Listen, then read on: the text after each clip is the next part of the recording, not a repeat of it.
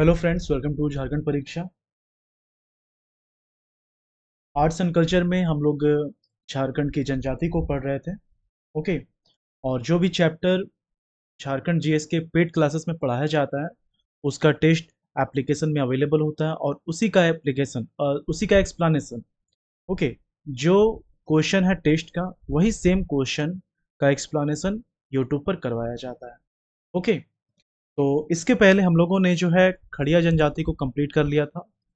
खड़िया जनजाति के बाद हम लोगों ने जो है पढ़ा था वधु मूल्य के बारे में। ओके। वधु मूल्य के बारे में अभी इस लेक्चर में हम लोग पढ़ने वाले हैं खरवार जनजाति के बारे में। ओके। खरवार जनजाति से संबंधित जो क्वेश्चन है इसको देखने वाले हैं। ये सब कंसेप्चुअली कंप्लीट हो चुका है झारखंड जीएस के पेड क्लास में। ओके। और ये जो लेक्चर नंबर है यूट्यूब का, ये लेक्चर नंबर 8 है। 7 लेक्चर इसके पहले हो चुका है। ओके। चलिए स्टार्ट करते हैं क्वेश्चन। ये रिकॉर्डेड क्लास है, ठीक है। स्टार्ट करते हैं क्वेश्चन हम लोग।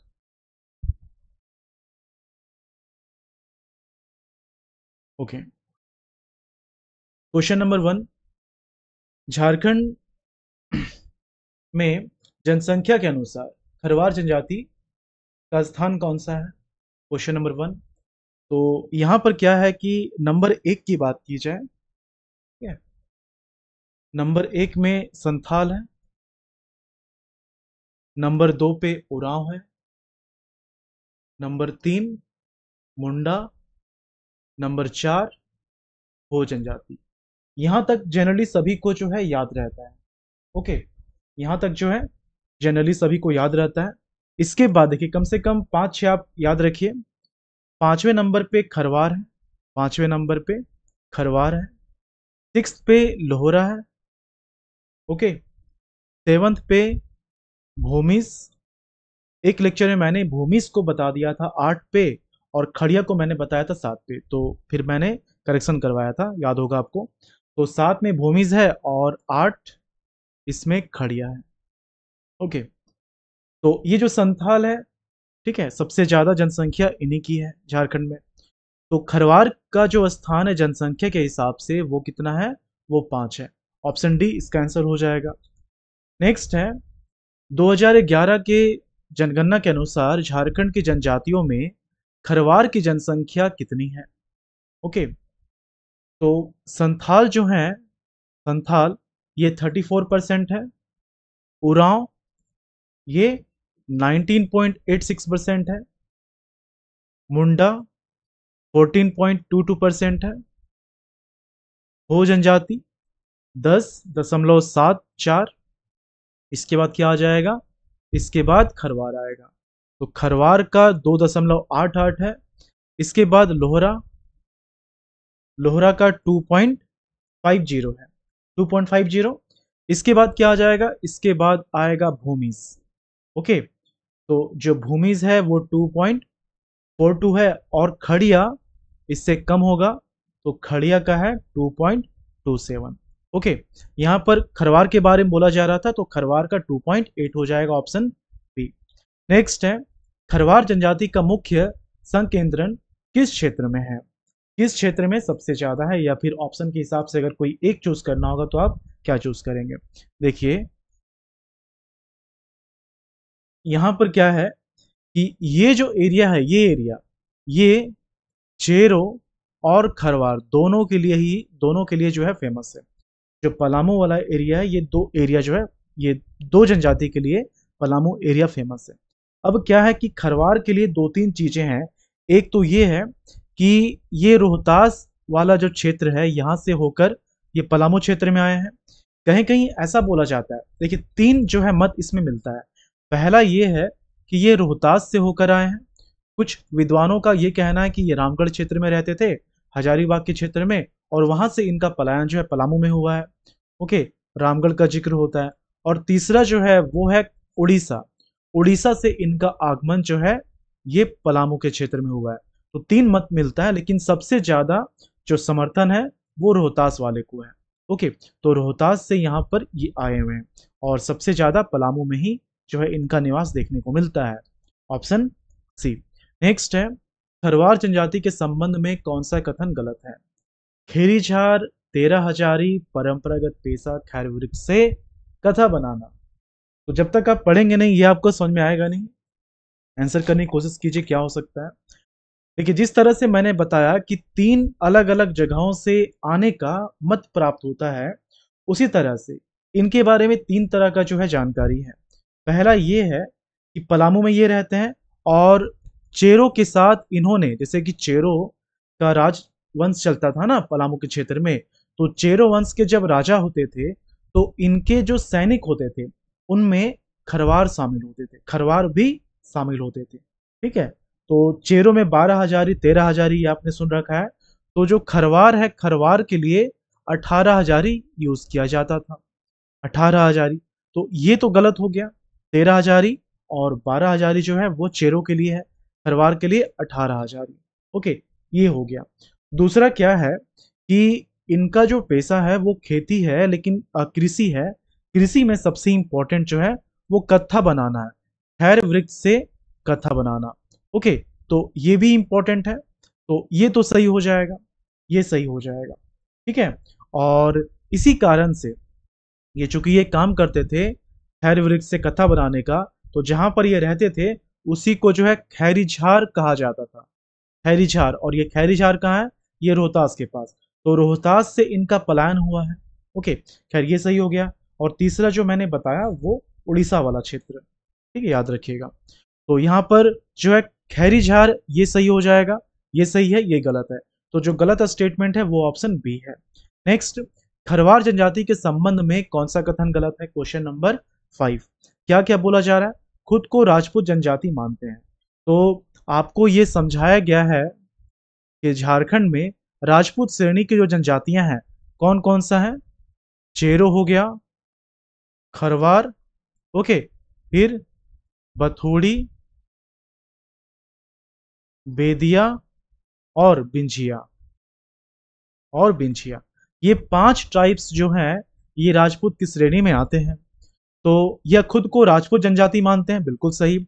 ये हरिश्चंद्र रोहितासों का वंशज जाने जाते हैं और सत्य बोलने के लिए जो है ये मशहूर हैं। तो ये भी स्टेटमेंट सही है। ओके, ये सही है। तो यहाँ पर जो गलत है कोई भी नहीं है, मतलब इसका जो ऑप्शन है वो ऑप्शन डी हो जाएगा। नेक्स्ट, खरवार जनजाति किस प्रजाति समूह से संबंधित है। तो जो रेशियल क्लासिफिकेशन है, मैंने क्या कहा था, देखिए इसमें बहुत ही ज़्यादा कन्फ्यूजन होता है स्टूडेंट्स को। और अगर मेरे लेक्चर को आपने ध्यान से देखा है तो आपको याद होगा मैंने क्या कहा था कि जैसे कि प्रोटो ऑस्ट्रोलॉइड है, ओके, द्रविडियन है, और एक होता है प्री द्रविडियन। प्री द्रविडियन को ही क्या बोला जाता है, ऑस्ट्रोलॉइड बोला जाता है। लेकिन क्या सिर्फ यही है रेशियल क्लासिफिकेशन, नहीं, इससे और भी ज़्यादा आपको मिलेंगे। अब क्या है कि अलग अलग जो मानव शास्त्री हुए हैं, ओके, जो एंथ्रोपोलॉजिस्ट हुए हैं, तो उनके द्वारा अलग अलग तर्क दिया गया है। जैसे कि कोई भी व्यक्ति का मान लीजिए उन्होंने अपने कैटेगरी में प्रोटो ऑस्ट्रोलॉइड और द्रविडियन ही रखा, तो इससे क्या होगा कि जिनके बारे में हमने पढ़ रखा है कि ऑस्ट्रोलॉइड से वो संबंधित हैं, उनको क्या किया जाएगा, प्रोटो ऑस्ट्रोलॉइड में शामिल कर दिया जाएगा। उसी तरह से बहुत सारे मानव शास्त्री ऐसे हैं जिन्होंने द्रविडियन को अपने ग्रुप में रखा ही नहीं है। ओके, तो देखने को ये मिलता है कि जो मेजोरिटी है, मेजोरिटी क्या है, तो उसी हिसाब से प्रोटो ऑस्ट्रोलॉइड, द्रविडियन और ऑस्ट्रोलॉइड आपको बताया गया है, जिसको प्री द्रविडियन बोला जाता है। ठीक है, तो इसी में जो खरवार जनजाति है ये द्रविड़, ये जो है द्रविड़ प्रजातीय समूह से संबंधित है, ये आप याद रखिएगा। ठीक है, द्रविड़ तो प्रजाति दृष्टि से द्रविड़ है। अब द्रविड़ से आप याद रखिएगा कि इनकी जो भाषा है, इनकी जो भाषा है, ठीक है, ये जो है दो तरह के भाषा बोलते हैं। एक तो जो है खेरवारी है, इनकी भाषा एक जो है खेरवारी है। ओके, तो जब खेरवारी की बात की जाएगी तो इनका जो भाषा परिवार होगा वो ऑस्टिक हो जाएगा, मुंडारी, ओके, ऑस्ट्रो एशियाटिक हो जाएगा। लेकिन बहुत सारे खरवार जनजाति ऐसे हैं जो हिंदी भी बोलते हैं, तो जब हिंदी को शामिल किया जाएगा तो इंडो यूरोपियन हो जाएगा, बहुरूपीय भाषा परिवार हो जाएगा। ओके, तो दोनों को ध्यान में रखना है, लेकिन जब प्रेफरेंस देना हो तो इनकी भाषा खिरवारी के हिसाब से प्रेफरेंस दिया जाएगा। ओके, तो यहाँ पर इसका आंसर ऑप्शन सी द्रविड़ हो जाएगा। खरवार जनजाति की भाषा को क्या कहते हैं, तो इनकी जो भाषा है वो खेरवारी कहलाता है। और इसी के साथ एक चीज और आपको याद रखना है कि खरवार जो है, खरवार एग्जैक्टली खरवार नहीं होता है, ये खेरवार होता है। ये क्या होता है? खेरवार होता है। जिस तरह से संथाल को क्या लिखना चाहिए? संताल लिखना चाहिए, है ना, उसी तरह से खरवार को खेरवार लिखा जाता है। Option B. नेक्स्ट, सैंडर के अनुसार खरवार जनजाति को कितनी उपजातियों में बांटा जाता है? तो ये जो क्लासिफिकेशन है सब ग्रुप का, इसमें दो रेफरेंस आपको याद रखना है। एक है डाल्टन, एक है डाल्टन और दूसरा है संडर। एक है डाल्टन, दूसरा है संडर, ठीक है। तो जो डाल्टन है, डाल्टन के अनुसार इनकी 4 उपजातियां हैं, जबकि संडर के अनुसार इनकी 6 उपजातियां हैं। तो जो डाल्टन है उसके अनुसार भोक्ता हो गया, ओके, मांझी हो गया, राउत हो गया, महतो हो गया, ओके। इसमें क्या आ जाएगा? ये 4 हो गया ना, इसमें क्या आ जाएगा? इसमें जो है भोक्ता हो गया, मांझी रहेगा, ओके, फिर गंजू हो जाएगा, हेरी, दुआ सादी, दुआ सादी और पटबंदी। पटबंदी, पटबंदी को घटबंदी भी कहीं कहीं लिख दिया जाता है। अब इसमें 2022 में, ठीक है, अमेंडमेंट जो हुआ था, तो उसी के तहत क्या है कि ये जो आप टाइप्स देख रहे हैं ना, जैसे भोक्ता है, ओके, गांजू है, तो इन लोगों को देखिए नाम तो पहले से है और बहुत पहले से संघर्ष चलता आ रहा था, लेकिन ट्राइब्स की मान्यता इनको नहीं मिली थी, ओके। तो अब जो है शामिल कर दिया गया है, लेकिन फिर भी ऑफिशियली बहुत सारे डॉक्यूमेंट में अभी अपडेट करना बाकी है। झारखंड गवर्नमेंट के वेबसाइट में ही खुद अपडेट नहीं हुआ है, ओके, तो समय लगता है। खैर, यहाँ पर सेंटर के अनुसार जो है कितने हो जाएंगे? 6 हो जाएंगे। Option 6, option C 6। Next, Kharwar जनजाति के युवागिरी को क्या कहते हैं? घोटुल आपने पढ़ रखा होगा संथाल में, गितियोड़ा आपने पढ़ रखा होगा मुंडा में, तुमकुड़िया सबसे इंपॉर्टेंट जो कि उरांव का है, ओके। खरवार में कोई भी युवागिरी नहीं होता है।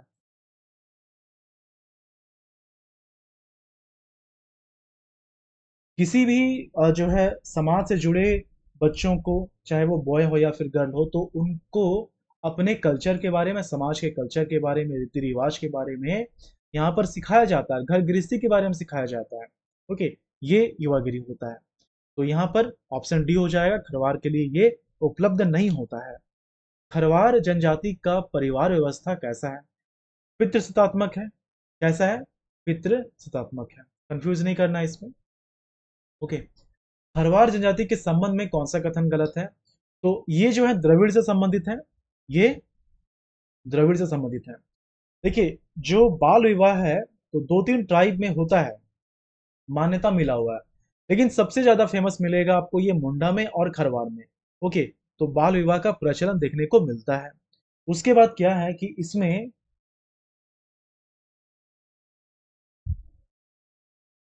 जो विधवा विवाह होता है उसको क्या बोलते हैं? सगाई बोलते हैं, ओके। विधवा विवाह को जो है सगाई बोलते हैं, ये बिल्कुल सही है, ओके। विधवा विवाह को क्या बोलते हैं? सगाई बोलते हैं। अच्छा, ये जो विवाह है, तो विवाह में शायद मैंने कंसेप्चुअली में नहीं बताया था, ये आप ध्यान रखिएगा, कंसेप्चुअली मैं ऐड करवा दूंगा बाद में, ठीक ना। देखिए, ये जो है दो तरह का आपको वर्ड याद रखना है, एक है डोला और दूसरा है चढ़वा। डोला और चढ़वा, तो ये क्या है? टाइप है, ठीक है। मतलब नॉर्मली जो विवाह होता है वो कैसा होता है, आप बस इसको इमेजिन कीजिए। नॉर्मली जो विवाह होता है कैसा होता है, ओके। इसमें क्या है? वर पक्ष है और वधु पक्ष है। तो वर जो है ये वधु के पास जाता है, वर जो है वधु के पास जाता है, मतलब बारात के रूप में जाता है।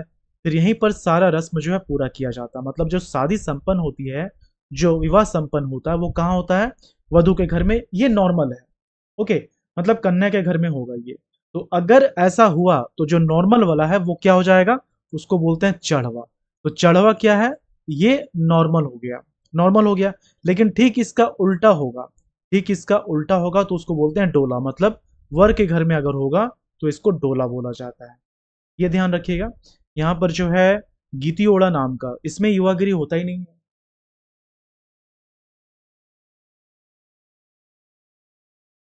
नेक्स्ट है खरवार ट्राइब में सुबह के नाश्ते को क्या कहा जाता है?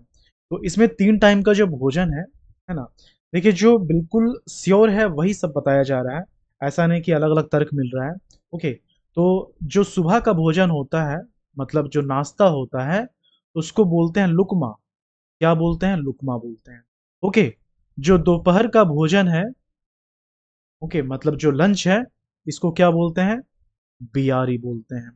और जो रात का भोजन है, मतलब जो डिनर है, उसको बोलते हैं कलेवा।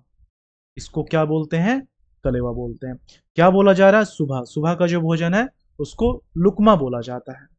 नेक्स्ट, खरवार जनजाति में सर्व प्रमुख देवता कौन सा है? ओके, तो सर्व प्रमुख जो है सिंगबोंगा ही है। सर्व प्रमुख सिंगबोंगा है। ओके, सिंगबोंगा सर्व प्रमुख देवता है। क्लियर? और पैरेलली आपको ये भी याद रखना, चूंकि राजपूत श्रेणी से संबंधित है ना, तो इसमें हिंदू देवी देवता की भी पूजा की जाती है। ओके, तो यहां पर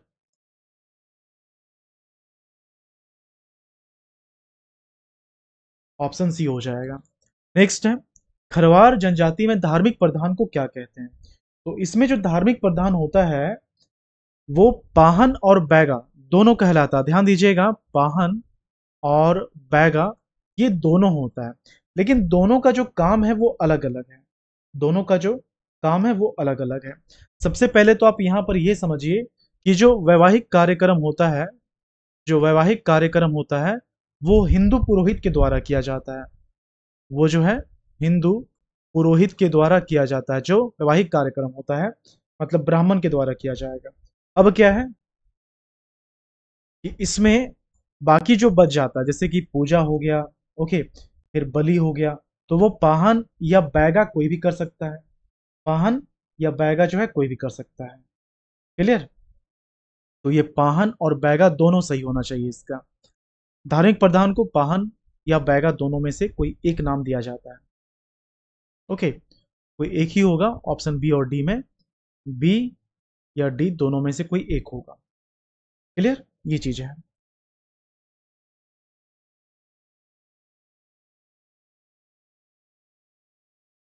आगे बढ़ते हैं। खरवार जनजाति में जादू टोना करने वाले व्यक्ति को क्या कहा जाता है? तो जादू टोना जो करते हैं उसको जो है माटी या मती या फिर ओझा कहा जाता है। माटी, मती या फिर ओझा। तो सिंपली आप माटी और ओझा याद रखिए। ओके, तो ये चीज है, ठीक ना? तो कोई एक वर्ड यूज करना होगा तो आप माटी ही यूज करेंगे, माटी। ओके, ये चीज है। और यहाँ पर जो है ये जो ओझा होते हैं तो जादू टोना करते हैं, ठीक है, इसके साथ बीमारियों को भी ये दूर करते हैं, ये जो माटी होते हैं। ऑप्शन बी माटी हो जाएगा। नेक्स्ट है, खरवार जनजाति में बैठकी, चट्टी तथा पचौरा का संबंध किससे है? तो इनका जो पंचायत व्यवस्था होता है, इनका जो पंचायत व्यवस्था होता है, तो उसी को ये बैठकी, चट्टी, पचौरा नाम दिया जाता है। अब कैसे है, जो मेनली ग्राम पंचायत इनका है, जो मेनली ग्राम पंचायत है, इसको क्या बोला जाता है? इसको बैठकी बोला जाता है। और इसका जो हेड है वो क्या कहलाता है? बैठकी का हेड ये कहलाता है मुखिया। ध्यान रखिएगा, मुखिया के अलावा जो है बैगा भी कहा जाता है।